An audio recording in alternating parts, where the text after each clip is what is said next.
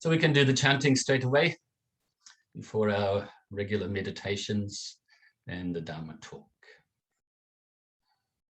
Namo Tassa Bhagavato ArahatoSammaSambuddhassa. Namo Tassa Bhagavato ArahatoSammaSambuddhassa. Namo Tassa Bhagavato ArahatoSammaSambuddhassa. Buddham saranam gacchami, Dhammam saranam gacchami, Sangham saranam gacchami, Dutiyampi Buddham saranam gacchami, Dutiyampi Dhammam saranam gacchami, Dutiyampi Sangham saranam gacchami, Dutiyampi Buddham saranam gacchami, Dutiyampi Dhammam saranam gacchami, Dutiyampi Sangham saranam gacchami. Namo Buddhaya, Namo Dharmaya, Namo Sanghaya. Namo Buddhaya, Namo Dharmaya, Namo Sanghaya. Namo Buddhaya, Namo Dharmaya, Namo Sanghaya. I take refuge until I am enlightened in the Buddha, the Dharma, and the Sangha. Through the positive potential I create by practicing the 6 paramitas, may I soon attain enlightenment in order to benefit all sentient beings. I take refuge until I am enlightened in the Buddha, the Dharma, and the Sangha. Through the positive potential I create by practicing the 6 paramitas, may I soon attain enlightenment in order to benefit all sentient beings. I take refuge until I am enlightened in the Buddha, the Dharma, and the Sangha. Through the positive potential I create by practicing the 6 paramitas, may I soon attain enlightenment in order to benefit all sentient beings. May all sentient beings have happiness and its causes. May they be free from suffering and its causes. May they never be parted from the happiness beyond suffering. May they abide in equanimity, free of bias, attachment to the near, and aversion from the far. I shall cause this. Great compassionate Buddha, please inspire me to be able to do so. Reverently, I prostrate with my body, speech, and mind, and present clouds of every type of offerings, actual and mentally transformed. I confess all of my negative actions accumulated since beginningless time, and rejoice in all the virtues of all holy and ordinary beings. Please remain until cyclic existence ends, and turn the wheel of Dharma for all sentient beings. I dedicate the virtues of myself and others to the great enlightenment. However innumerable all sentient beings are, I vow to save them all. However inexhaustible my delusions are, I vow to extinguish them all. However immeasurable the Dharma teachings are, I vow to master them all. However endless the Buddha's way is, I vow to follow it completely. Om Mani Padme Hum. Om Mani Padme Hum. Om Mani Padme Hum. Tayata gate gate parasumgate buddhi soha. Tayata gate gate parasumgate buddhi soha. Tayata gate parasumgate buddhi soha. So good afternoon to all the Australians.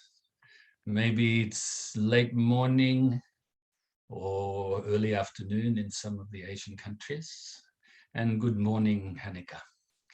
Had to get up at 5:30 a.m. in Britain. So like I said to you in text, I really rejoice in your dedication to attend the Dharma class live, which is good.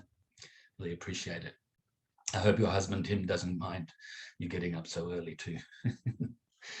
All right, so we can start the meditation straight away now and release the tension from your body. So gently close your eyes, lips gently touching, tongue resting on the upper palate, just above the top teeth in the mouth.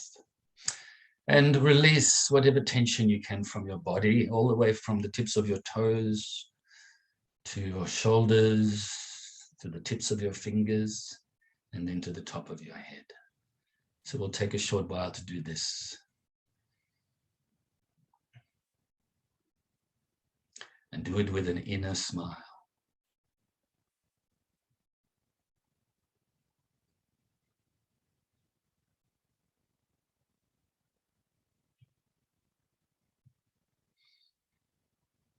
If you find it hard to release some tension, then release it on the out-breath. Take a deep breath in and then release it on the out-breath.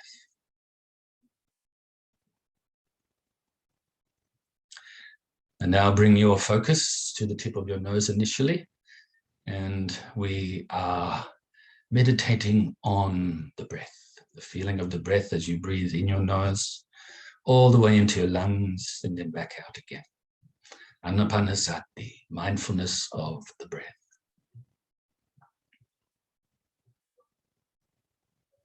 Breathing in, breathing out is all we have to do right now. Past is gone, future's not here.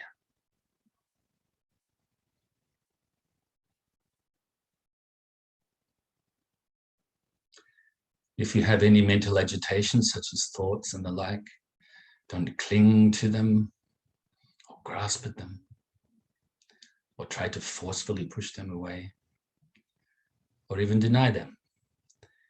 Just replace your mind back onto your breath and let them go naturally.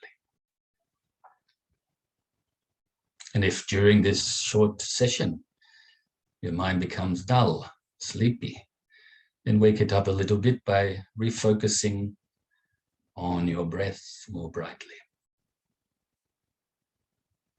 So let's practice like this in silence for a few minutes.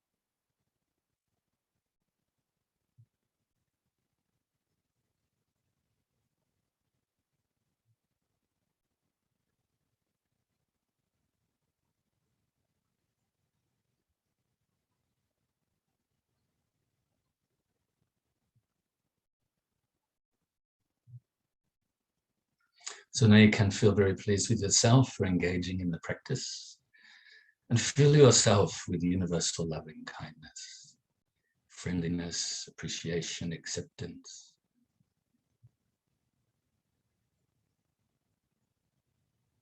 Really be your best friend.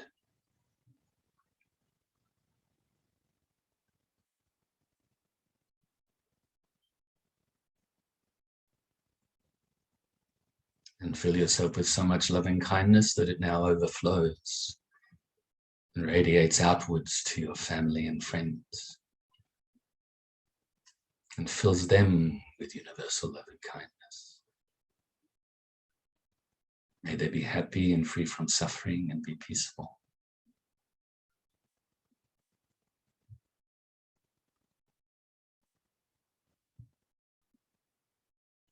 And now also include strangers, those people that you may know a little bit or not at all. May they also be happy, free from suffering, and be peaceful.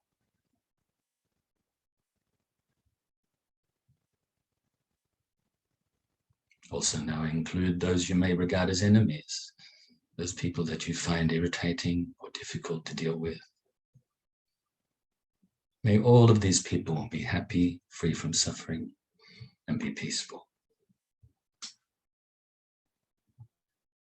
Now gradually radiate out further and further this universal loving kindness coming from your mind to include all of the living beings around your immediate area.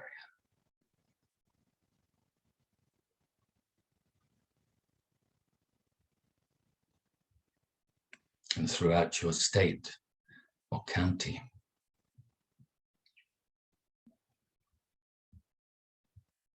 And other states and counties.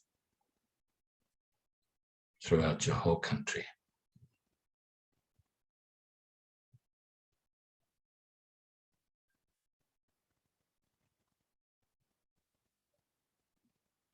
And other countries throughout the whole world.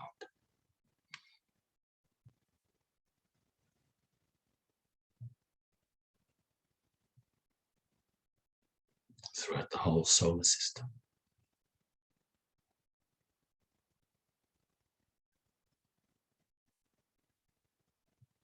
And the whole galaxy.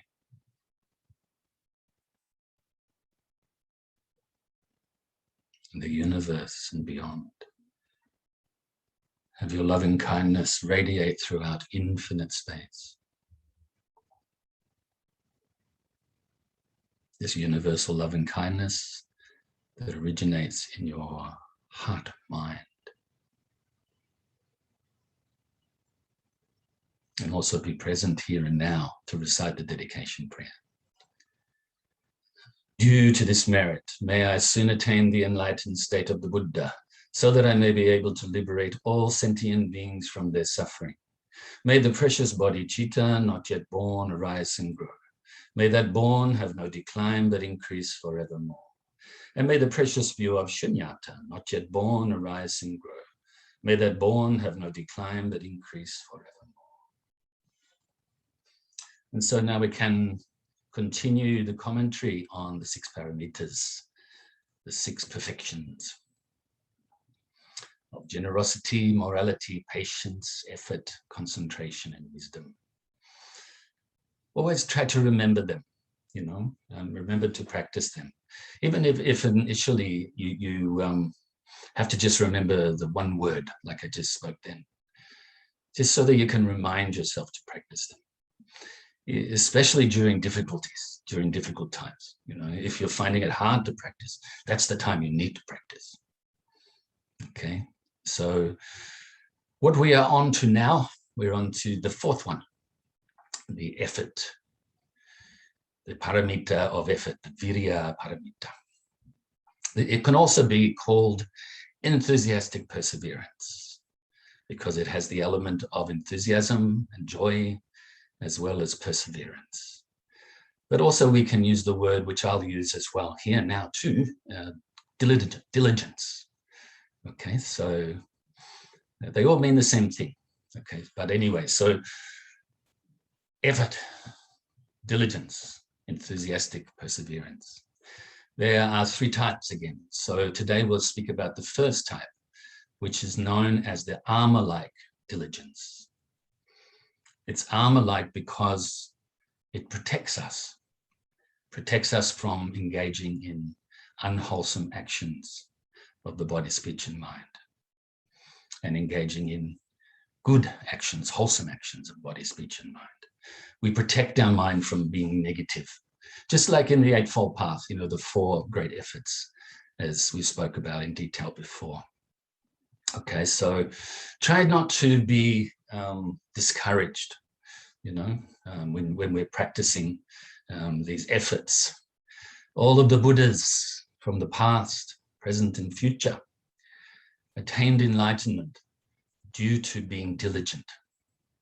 Of course, perfecting all of the other perfections too, but the diligence, we really need this diligence. We need this effort.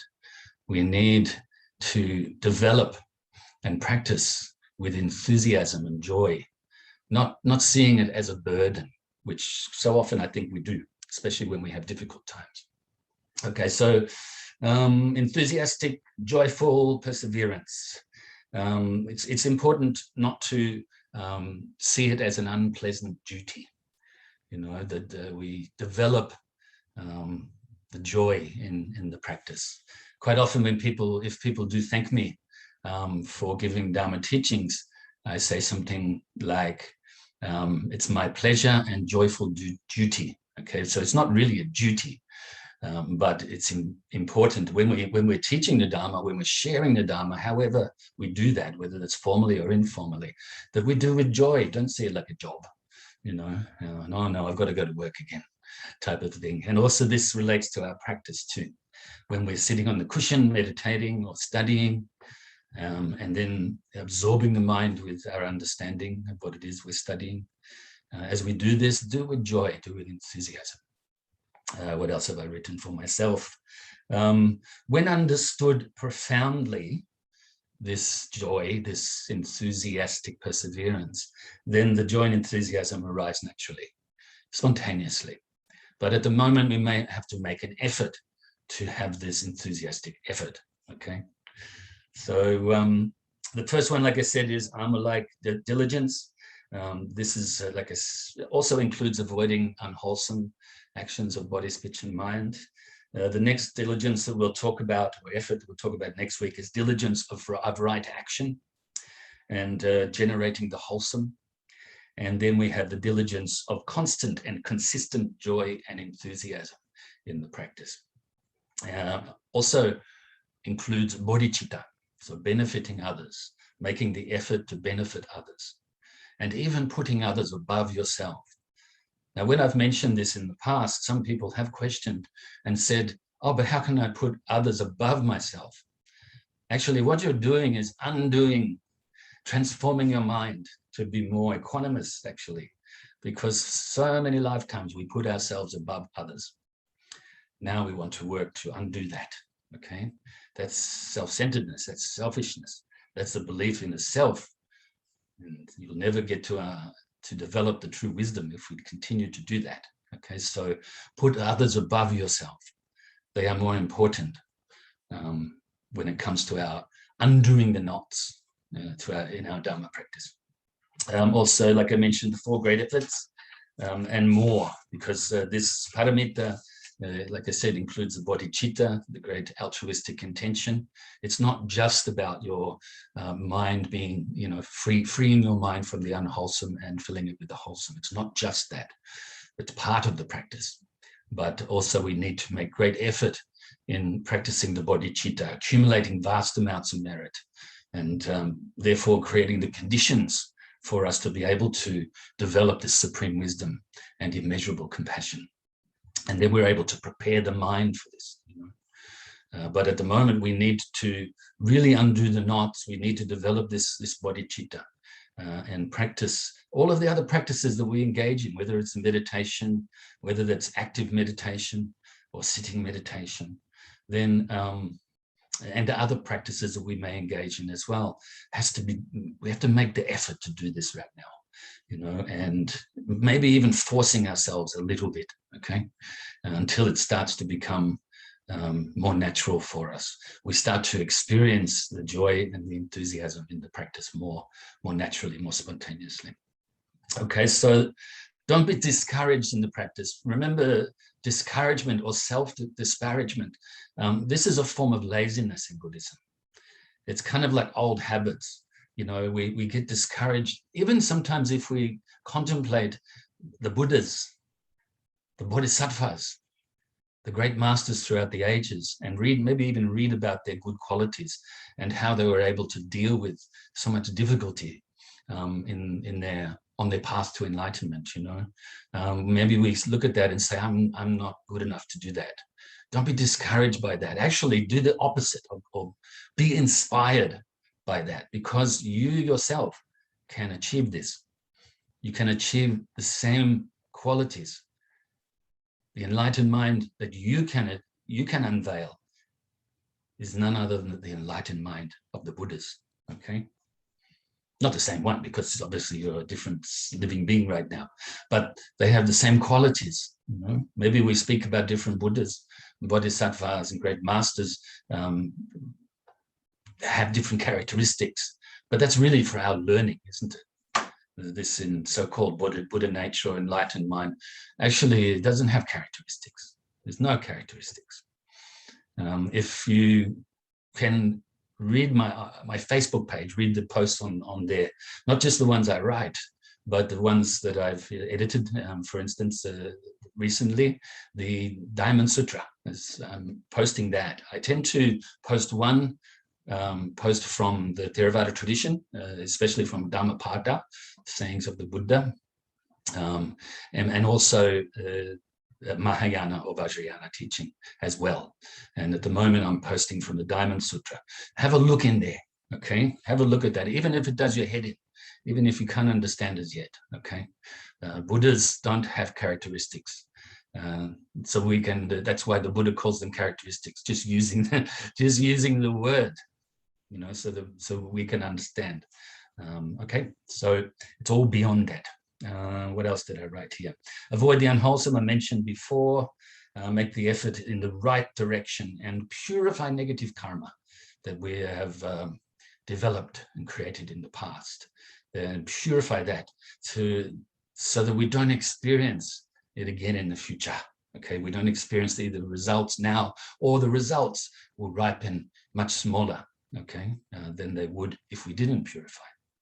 Make the effort to do that. Make the effort to engage in the practice of the four powers of purification, of regret if we do engage in unwholesome activities, and then resolve not to do them again. Engage in the practice towards the virtuous objects such as the Buddha. Like I said before, be inspired by the stories of the Buddhas, Bodhisattvas, and great masters from the past and in the present as well. We have the potential to achieve exactly the same as them. They achieved the enlightenment by being diligent and persevering. We should follow in the footsteps and help inspire ourselves to develop more confidence and trust in those teachers, those Buddhas, in the Dharma itself, the teachings of the Buddhas, and also help ourselves to be more diligent, okay, inspire ourselves. I've lost my little spot. I've actually written this a bit small. So inspiration is really important, okay? Even if, like I said, we have to force it a little bit right now. Maybe we will get discouraged, but recognize that. Recognize when you get discouraged and go, oh, it's not helpful, even harmful. So let it go. And then inspire yourself. Be more confident in yourself, and also have more trust in yourself. We should learn to be more accepting, first of all, of ourselves right now, our faults, the fact that we're not enlightened yet, that we can't understand everything yet. We are very limited, but accept that. And from that point, move forwards from the point of acceptance there. Also accepting hardships, struggles, keep going on the path, undaunted. Don't get off the path. That's really, I guess, the message right now, isn't it? And then protect your mind with this armor-like diligence. Continue. You will experience sufferings. You will experience struggles and difficulties, but just see them as part of the path. They're not separate from the path to enlightenment. And what else is there? I mentioned the laziness, the active laziness is this discouragement and disparagement of yourself. Self-confidence that comes with diligence is the armor that protects us from being discouraged, okay, and protects us from being unwholesome. So they're the main points I wanted to make today related to that. I'm going to use an example again, and I use this example quite often, as you know, as you will hear, for different aspects of the Dharma. But specifically, I use it for more often than not for effort or diligence, and that is when we are walking up the part of the mountain that's very skinny. Towards the top of very large mountains, it tends to get really skinny. Like I don't know if you've seen any footage of Mount Everest, people climbing there. And this area to get to the summit is really small. And so on either side, there's a huge drop. Okay, so this diligence, this armor-like diligence especially, I like having fences on either side of that. It helps to protect us from falling off the path. As we go, the further along we go, the more we're probably going to be purifying more negative karma, yes? So we will experience the results, even though, like I said, there are smaller results, less intense results, but we will experience the results of this karma. So don't let that discourage you. Keep on going. It's, those days when you don't feel like, I'll use the example of physical now. If you don't feel like exercising, maybe it's really cold or too hot and you don't feel like exercising, but you know that, what, if I don't exercise today, maybe I can have a day off, but if I don't exercise, it means I won't be keeping up my fitness level, and so then you get off your butt and maybe you go for a walk or you ride your bike or you do some sort of stretches or yoga or something like that. And then once you start exercising, let's say it is just a walk. Once you start walking, the body starts to get more fluid, doesn't it? Even if as we get older, we have lots of aches and pains and things. But once we get going, it becomes easier. And unless, of course, you do have, big injuries or something, okay? But just using this example to express what I mean. Now we start to develop some sort of momentum as we're walking. I know this happens with me every now and then because I'm getting older, obviously, as well. And I do have some issues with some Achilles tendon issues, which has actually recently started to come good. It's been an injury again for probably about the last maybe 10 months even. But in the last sort of couple of months, it's actually, I'm still using a support there, but it's starting to be quite good. Okay, so, and also the knees sometimes. And so even though I do use the supports when I'm exercising and walking and so forth, once I start to get going, it's almost like we're oiling these joints, And so your practice can be like this. Okay, so even those times you don't feel like practicing, things may be really difficult for you. Maybe even have a cold or the flu or something like that. But actually you can still practice, okay? Maybe you don't go for a walk on those days, but you help yourself get better and drink lots of liquid. Okay, so look after your mind by practicing the 4 great efforts. I remind you, if unwholesome thoughts have arisen in your mind, get rid of them. If they haven't arisen, protect your mind from having them arise. If wholesome thoughts have arisen, keep them. If wholesome thoughts have not arisen, have them arise. Okay, that is the effort to practicing the 4 great efforts. And then, of course, you keep this loving attitude as well, this compassionate attitude that we call bodhicitta, this altruistic intention to attain enlightenment for the welfare of all living beings. You know, at the moment, that sounds like a big number, doesn't it? But actually, it is limitless. And if you can think like this, that actually, and I've said this before as well during the Zoom classes, think about zero and think about infinite or infinity. They're actually less complicated than all of the numbers in between, aren't they? Think about that. So what I mean by this now, I'm speaking, I guess, indirectly in a sense about emptiness. This emptiness of self, and also the great compassion that is not separate from the understanding of this emptiness, includes limitless living beings that we want to attain enlightenment. Okay, we want, of course, to attain enlightenment ourselves. We still have the belief in the self. We still have the belief in others. But the wisdom of emptiness teachings help us to go beyond that, to release ourselves from the burden of thinking of self, from the burden of thinking of others. So the limitless living beings, immeasurable, innumerable, but also don't forget to benefit yourself and those living beings that are in your immediate vicinity, whether they be human beings or not, living creatures. I had an experience the other day, actually 2 days, probably in a week. Normally I walk to the left of the house on the beach, and I went to the right these couple of days. There's nobody on the beach. The weather was pretty wild, and I saw a little seal, probably maybe a kilometer or two from the house, and it was there. And I thought, oh no, it's actually sort of separated from parents. Now I hope it's going to survive. And so I sort of stood there with it for a short time. Very cute, little eyes going like that, sort of blinking at me. Quite an interesting experience. I didn't get too close, maybe three meters away, and did some chanting for this seal. Okay. Omane Padme Hum, Omane Padme Hum, Omane Padme Hum, Namo Amitabha Buddha, so forth, and some other mantras as well.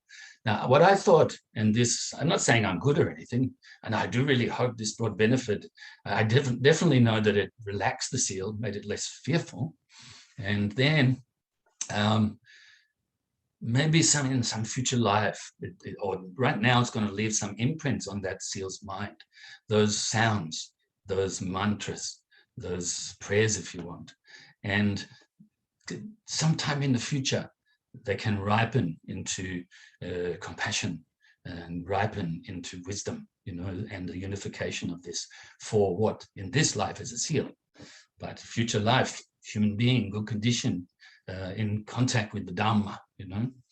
And then a few days later, I walked at the same part of the beach, same seal was there.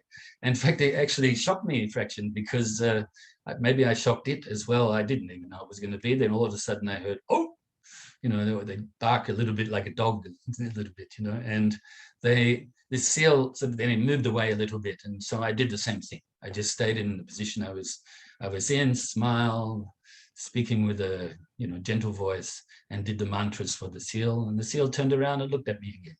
It was a very nice experience. And of course, I'm not kidding myself that this seal understood what Om Mani Padme Hum means, but what the seal definitely understood was that I was harmless, you know, that I wasn't going to hurt it. Otherwise, it would have run away as fast as it could, which is actually quite slow on land. Okay, so it's just an experience that came to my mind of, you know, I guess in a sense, I was practicing all of the paramitas at that time to the best of my ability anyway. But also I made the effort to think of this seal as a fellow sentient being, a being that at the moment is not enlightened, but its true potential is enlightenment.